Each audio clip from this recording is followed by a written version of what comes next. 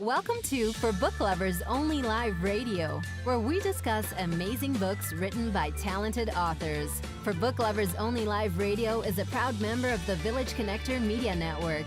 If you love books, we have a home for you. Now time for your host and chief book lover, Rob Brown. Hello and welcome to For Book Lovers Only Live Radio, where if you love books, we have a home for you. My name is Rob Brown, your internet radio host and chief book lover, hoping that you all are having a wonderful Christmas Eve. Today is going to be a great episode. We're interviewing our first author of the Western genre, Fred Staff in Bolivia. We are super excited to be chatting with him via Skype in just a few moments. But before we begin, I want to let book lovers and in particular authors who may be watching our broadcast or listening to it right now about the Texas Authors Incorporated. It's a nonprofit organization out of Austin, Texas, which is designed to help Texas authors better market and sell their books. Alan Bourgeois is the founder of Texas Authors Incorporated, and via his invite about a year ago, I had the distinct pleasure of being a speaker at their author marketing event in July of this year. It was absolutely phenomenal. I met some great authors there, Becky Willis, Michael Farlow, who both appeared on the show a few weeks ago, Grace Allison, Sherry Masonave, and many others. I learned a lot about myself, about marketing, and even earned my author marketing certificate while I was there. It is an absolutely great organization. If you're an author, you should seriously consider attending their author marketing event in 2018. It's going to be from July 27th to the 29th in Dallas, Texas at the Dallas Marriott in Las Colinas. I guarantee if you are an author, you will gain tremendous value from the lineup of speakers that will be present there. I'm probably going to be speaking there again along with other industry experts to help you sell more books. Visit texasauthors.com to learn more about the organization. That's txauthors.com. And 2018 authors.marketing to get registered for next year's marketing event. It's a truly worthwhile investment, and you'll be glad you did. And afterwards, I guarantee you'll be looking forward to attending in 2019. Now, today's guest author is a retired history teacher. He was born and raised in what was Native American territory. He's always loved Westerns and was fortunate enough to have a great Western history teacher in Royce Peterson while he attended the University of Central Oklahoma. He does a lot of research and tries to ensure that all he writes either did happen or could have happened. We'll be discussing his series about Bass Reeves, who is the first African-American Deputy U.S. Marshal west of the Mississippi River. The things that Deputy Reeves did are just the stuff of legend. I was blown away when I learned about him and was reading these books. We'll be chatting with our guest about him today. Historical novelist Fred Staff has written 4 books about Deputy Reeves: Young Bass Reeves, and Katie Quantrill, which is a fiction book, Bass Reeves Lawman, and Judge Parker and Bass Reeves. And he'll be joining us in just a few moments.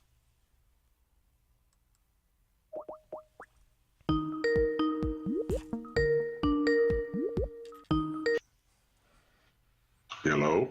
Hello, Fred. Yes. How are you, Rob? Fred, this is Rob for Book Lovers Only Live Radio. We are so excited to have you on our show today. Well, thank you. I'm more than excited to be there, and I'd like to just say ho, ho, ho to you because this is a great time of the year, and to you and to your listeners, I wish you well and a great Merry Christmas and an upcoming Happy New Year. Well, thank you so much, and Merry Christmas and Happy New Year to you as well. Down there in Bolivia, you are our first author that we've interviewed in Bolivia, so we're excited about that as well. Thank you. I'm one of the few you'll find here. Yeah, absolutely. Absolutely. So tell us a little bit about yourself when you started writing. I know you taught history, but you're also an author. When did you start writing? I started writing in 2012. I had heard a story in 1993 in Potosi, Bolivia. It was a fantastic story, and for all those years, I kept running it through my mind, saying it's got to be written. And we had a break at school, and I said, what I'm going to do with my time? And I said, I think I'll write. Now, I'd never written a book, and I had a friend named Dennis Hambright, who's a great author and a great reader, and he'd always encouraged me to write. And so I said, well, I'll try. And so I did, and unfortunately, it became a bestseller, even here in Bolivia, where very few people read English, and very few people read, amazingly enough. It did also very well in the United States, and that encouraged me to go on. Without that, I probably would have never written another book. So wow, so like right out the bat, you're like a bestseller. That is a great story.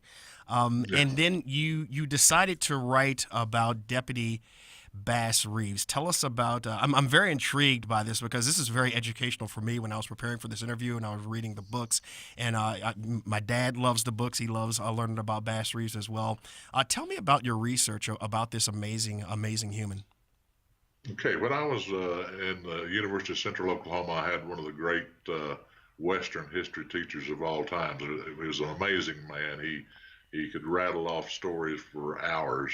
Uh, and in my research at the library, I ran across a book about Bass Reeves. I read it and thought, that's fantastic, but I put it aside. When I decided to start writing as an Oklahoman, I know a lot of the outlaw history of Oklahoma. I was raised in Indian country and all that. And a guy that always had fascinated me was a guy named Cherokee Bill. I started researching on Cherokee Bill and again ran into the name Bass Reeves. And I said, wait a minute, maybe I need to rethink this.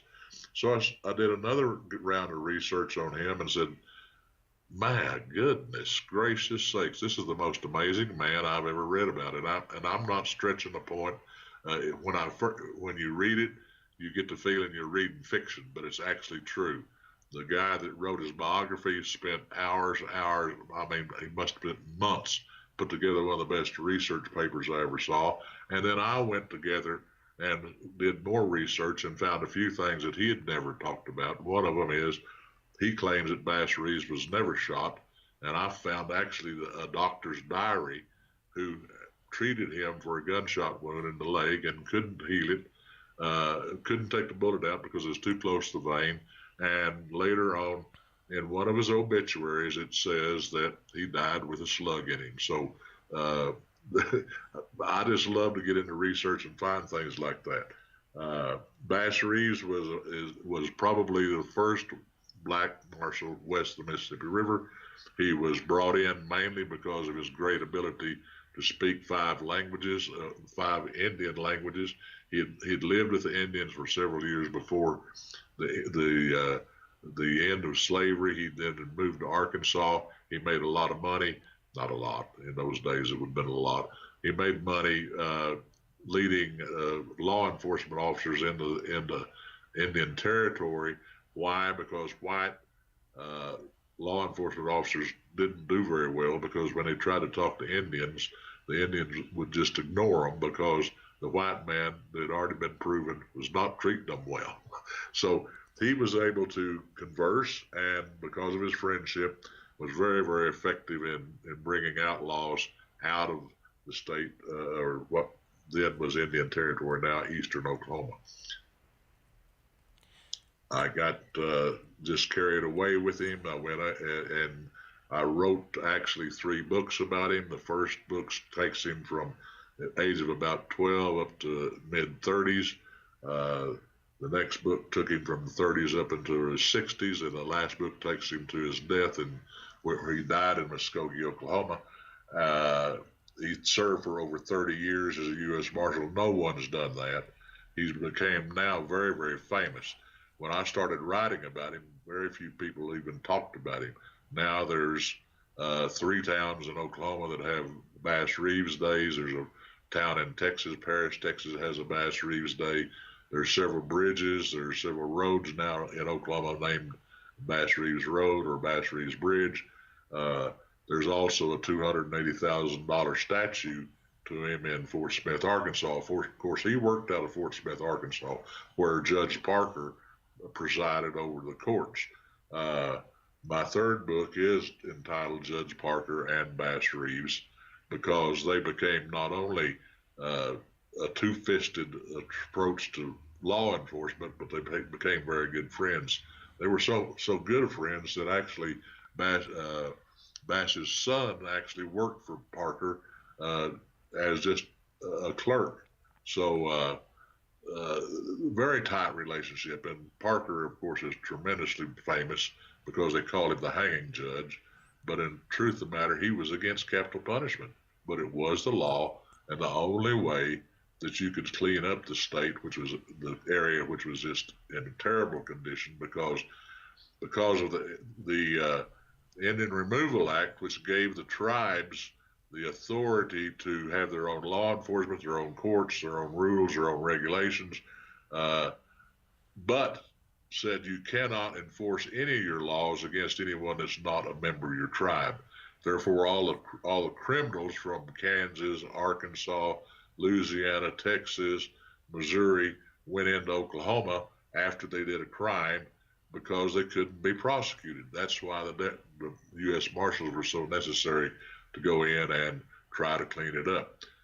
Grant was the one. President Grant was the one that appointed Parker as judge. Before that, they'd had a judge named Story who was actually impeached because he was a little bit crooked. And Parker came in, was gung-ho. Parker ran a court 6 days a week, about 12 hours a day. Unbelievably committed man. Unbelievably ran a tremendous court. Everything went well until actually he started cleaning up so well that the Supreme Court became involved in reviewing a lot of his cases, which slowed a lot of things down. I see. Okay, you got anything else, Rob? I'm sorry. Oh no, that's fine. It's just this is just such intriguing material. I mean, I imagine that a lot of people that are watching and listening have never heard of Bass Reeves, as I've never heard of him until I started reading your books and you and I started conversing. Now, Deputy Reeves, he had arrested about 3,000 outlaws. Okay, they say that his biography says that has been repeated many times. I kind of disavow that. He probably brought in 3,000, but he probably didn't arrest them because one of his jobs that the marshals had was to take their what they call tumble wagon, which was like a jail on wheels, and go pick up prisoners that were in jail in other places and bring them back to court. So he probably did 3,000. I would imagine he did many hundreds. Don't know that he did 3,000, but that's yet to be proven. He was unbelievably effective. The thing that really impresses you about him, he was a religious man, and actually a lot of times he got into dangerous conditions. He started singing or humming religious songs before he went into battle. Now, the other thing about him is he treated prisoners or treated the people he was after with respect, which was not a common thing. I mean, he actually would tell you, I've got a warrant for your arrest. You can come with me. You can make a choice. You can either get on your horse and ride with me, or I'll hang you over your horse and take you in. And he did that if they didn't want to come. So he was on top of that. Bass Reeves was a big man for the time. He was about 6'2" and weighed about 180 pounds.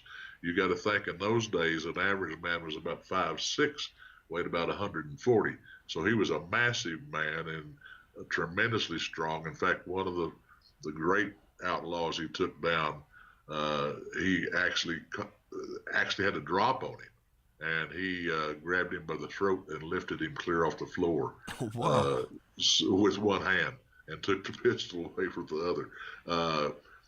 So he was. He impressed you when he said, "I want you to go with me." I think most people said, "I think I'll go."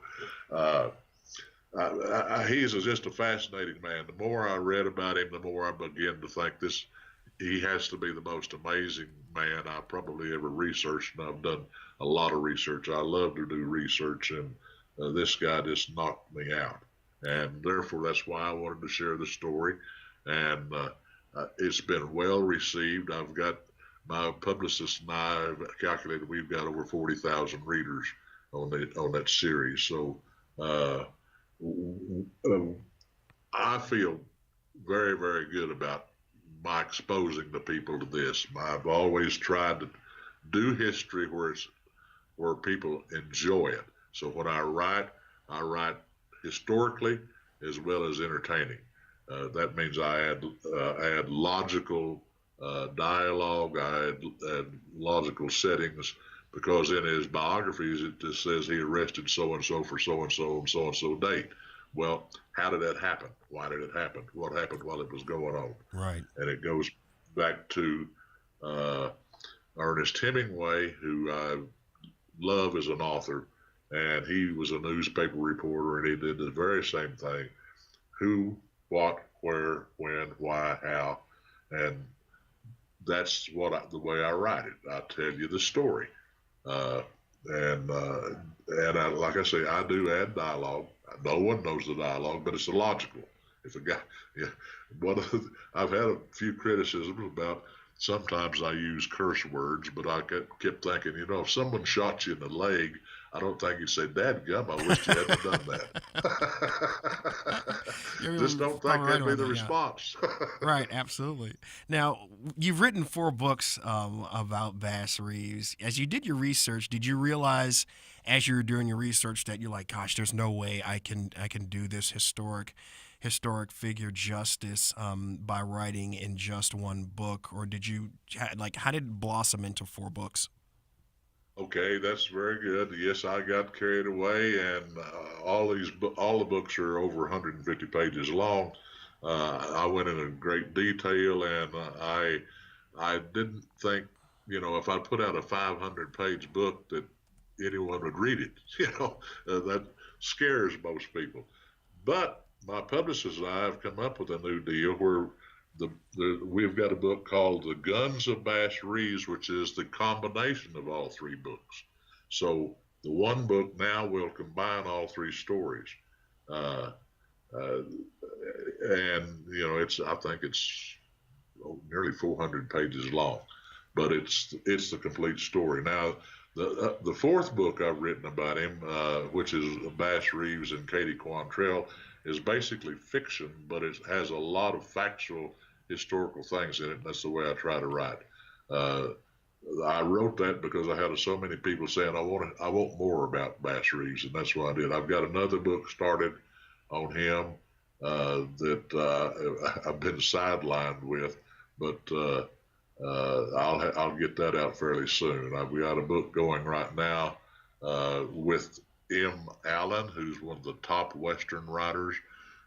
We have combined to write a book that should be out in January. I've got another book that I'm writing with a great researcher that I think I'll have done by sometime in January. So, I kind of stay busy. I enjoy my writing. I enjoy sharing my thoughts and my historical perspective on lots of things. Now, let me ask you a quick question about Katie Quantrill. Now, that is a historical fiction book. Was there an actual Katie Quantrill, or is she completely fictional? There's actually Katie Quantrill. She was married at 16 to the Quantrill, and actually she did go on raids with them. After he got killed, I understand she just went back into becoming a Missouri widow. But I took her and put her with Bass because it ties in with another book which I wrote, which is called Quantrill's Revenge, which is basically very historical, and it's about the border wars. I don't know whether your listeners know about the border wars, but it was actually the pre-Civil War that took place between Kansas and Missouri, brought about by the Kansas-Missouri Act, which gave Kansas the right to vote whether they wanted to be slaves or not. The Missourians wanted to be a slave state. The northern states wanted to be a free state, so there was unbelievable conflict. Probably the most violent period of the more than a Civil War. I mean, it's bloody, it's nasty, it's terrible, and but Quantrill played a big part in it. And actually, he was a pro. He was an abolitionist before he got really treated dirty and badly by the Kansans, which were later called the Redlegs, and then he just formed his counter group, which were called the Bushwhackers, and they had some unbelievable violence. Of course, maybe the people know, but they actually wiped out the city of Lawrence, Kansas at one time. Oh, wow. Yeah, it's that story in itself is amazing, and I tried to, and I used a lot of facts in it, which is going to be contrary to a lot of things that the Kansans think. Because Mm-hmm. in essence, the Kansans caused this. Uh, the anti-slavery group caused this thing to take place. Right. Fred, what would you say has been, as a writer, writing about Bass Reeves, this heroic man, what would you say has been the biggest part of your success? I think my stories flow. I work very hard on making just flow and very entertaining. I don't write and try to do a lot of uh, uh,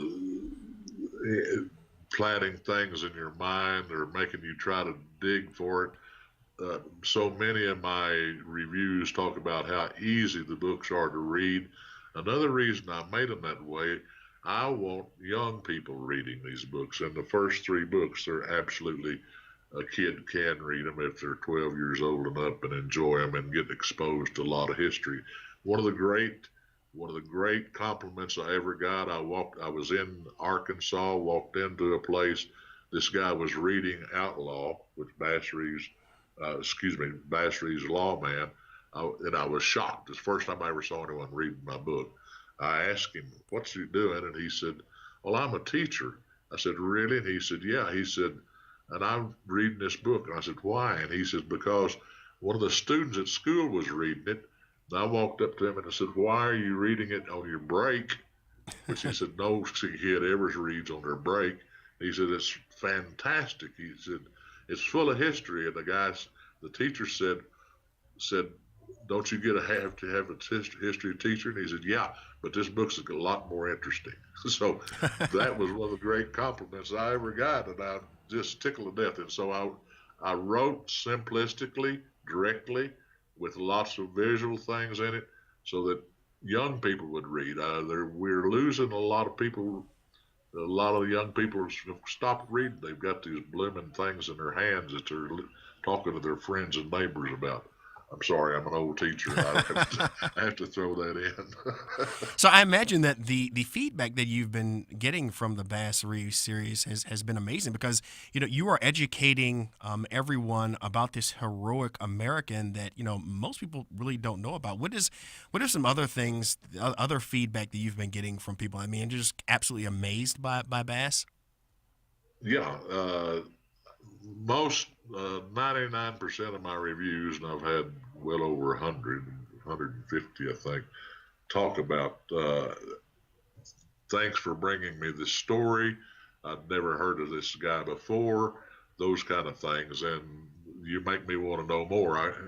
Interesting enough, someone put a little 15 points about Bass Reeves on a history blog. I started answering the questions, and before long, there was over 175,000 responses on the thing. Wow. So I've spread the words got around somewhere, and of course that thrilled me. I like to share, and that's basically what I did here, and what looks like what's happening, and I'm just tickled about it. And I appreciate the readers. I appreciate their support. I know I couldn't have been there without them, and just happy that I'm making some people's lives a little better. Well, I know our viewers and listeners are really interested in learning more about Bass Reeves. Do you have more books that you think our viewers and our listeners and our book lovers would like? Yes, and I've got another deal for you. I just told you about the Guns of Bass Reeves, which is all three books put together. I've written two books about. One is about George Goldsby. It's actually Sergeant Goldsby in the 10th Cavalry is the name of it, and his son ended up being Cherokee Bill. And this was a long research process. Actually, I was writing Cherokee Bill and ran into his father, traced him, and it's an amazing story. At the end of the Civil War, Mm-hmm. they authorized two mounted black, at that time they were called colored, troops, and they were the 9th and 10th Cavalry. They were located out of Leavenworth, Kansas. Was later moved to Fort Riley, and they actually built most of telegraph lines, actually built most of the forts, like Fort Sill and so forth and so on. They actually uh, they fought Indians. They also fought the bad men. They rode security on the stagecoach lines.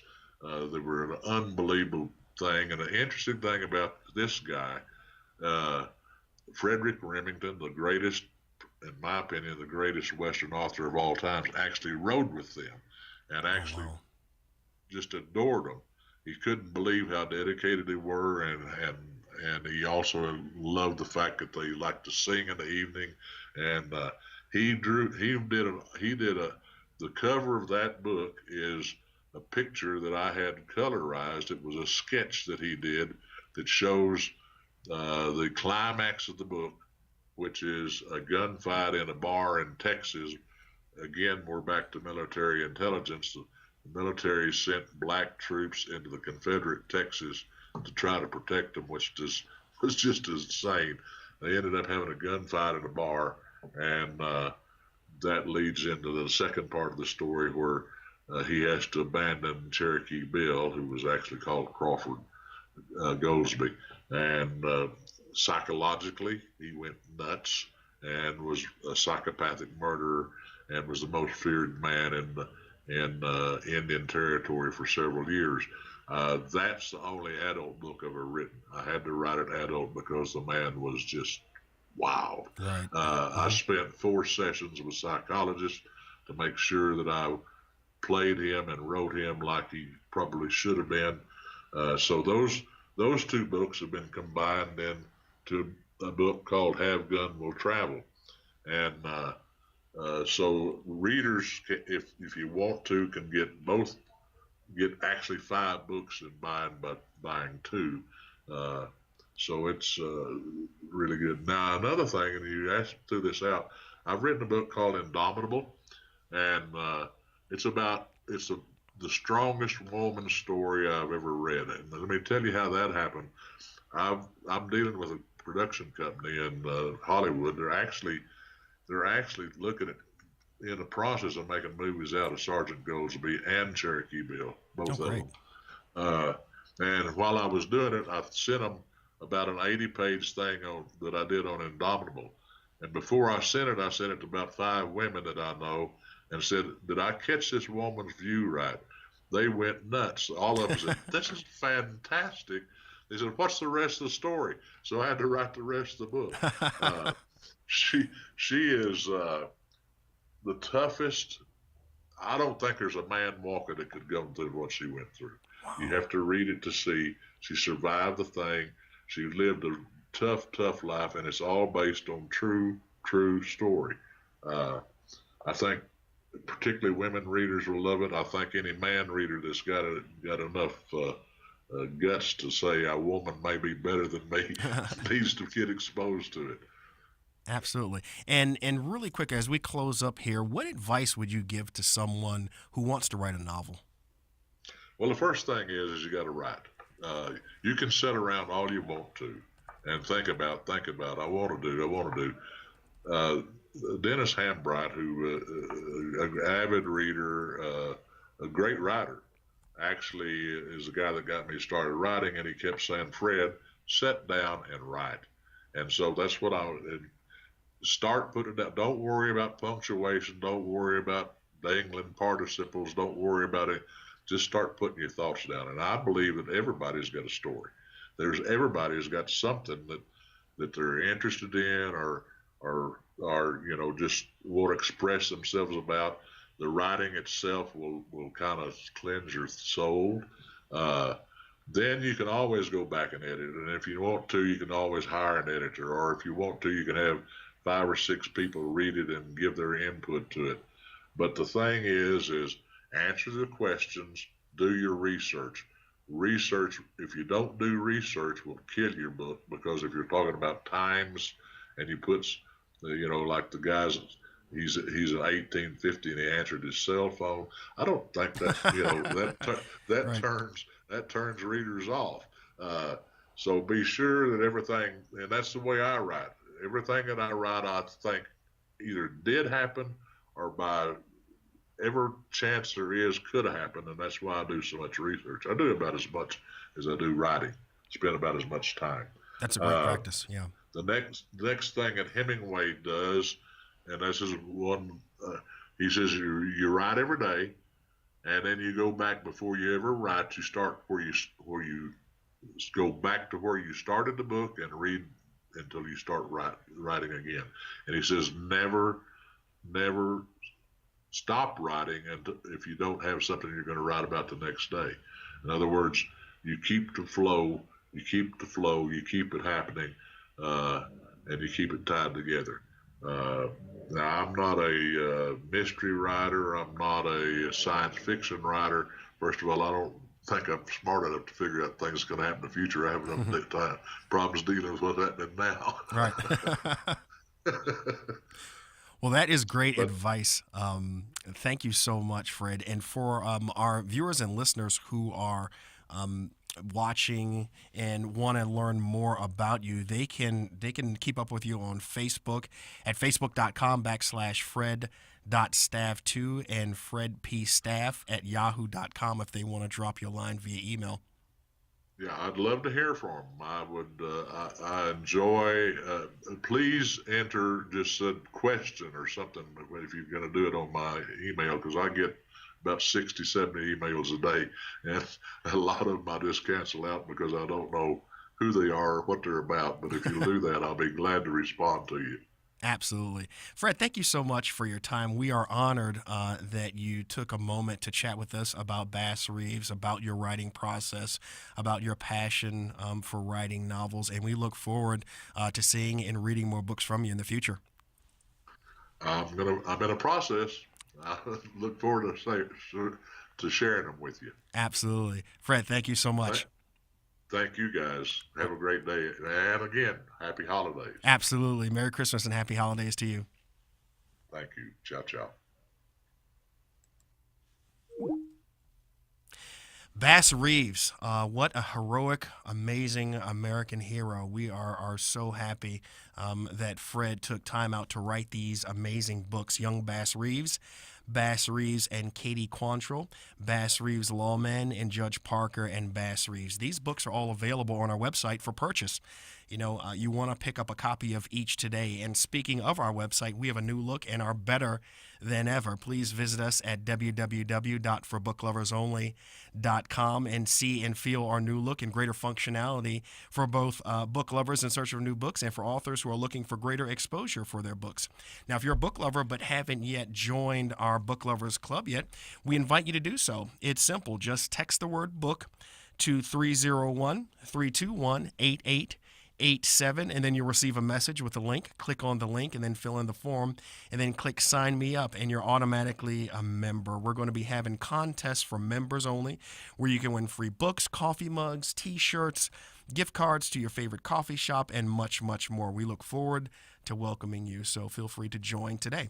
We're out of time, but thank you so much for stopping by. We want to thank Fred Staff again for chatting with us. What an amazing author, and we're so happy once again about him writing books about the great Bass Reeves. My name is Rob Brown, your internet radio host and chief book lover, and this is For Book Lovers Only Live Radio, where if you love books, we have a home for you. Take care. I'll see you next time.